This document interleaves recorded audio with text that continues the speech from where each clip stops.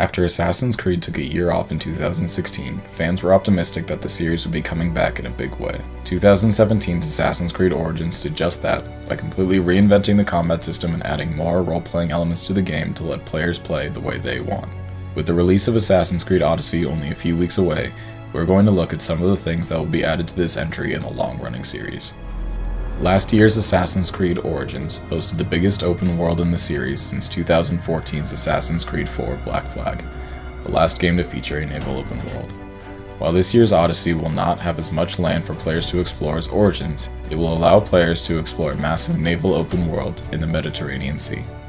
Following last year's move to incorporate more role-playing mechanics, Odyssey will be the first entry in the franchise to feature dialogue options. Now, character dialogue will be chosen by the player to allow them to shape their own narrative. Another series first in Odyssey will be the option to romance certain characters. These fun little side quests will not have a huge impact on the story, but will still be important to each player's personal Odyssey. With player choice as the driving factor of this game, Assassin's Creed Odyssey will feature multiple endings for the first time in franchise history. Previous Assassin's Creed games had a dedicated storyline that players would follow to the end to lead the series into the next entry. With Odyssey being the earliest entry in the franchise, predating the Assassins themselves by several hundred years, the end of this story will likely still lead into the next entry, but will not have as much influence on the Assassin's Creed lore as previous titles have.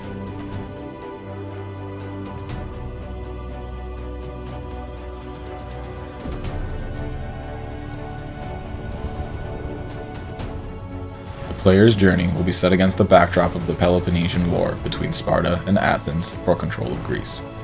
As a Spartan mercenary, players will not necessarily have to side with Sparta in every situation. Players will be able to participate in massive battles for either side to sway the war in either direction. There has not been an Assassin's Creed game set during a war since Assassin's Creed 3, when players took control of a Native American assassin during the American Revolution.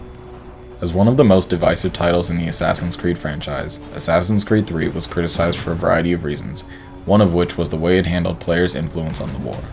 It seemed as if every major event of the Revolution was single-handedly saved for the Patriots by the Assassins. Assassin's Creed publisher Ubisoft has already announced there will not be a new game in 2019 to allow the developers more time to make games without having 4 or 5 different studios working simultaneously on a single game. This will also allow for Assassin's Creed Odyssey to have a much longer lifespan than previous Assassin's Creed games, as the franchise is no longer being annualized. So far, it looks like this is a decision for the better, as Assassin's Creed Origins was the best-selling game in the series since 2014's Black Flag. We won't have to wait much longer to see these changes in action, as Assassin's Creed Odyssey will release on October 5th for Xbox One, PlayStation 4, and PC.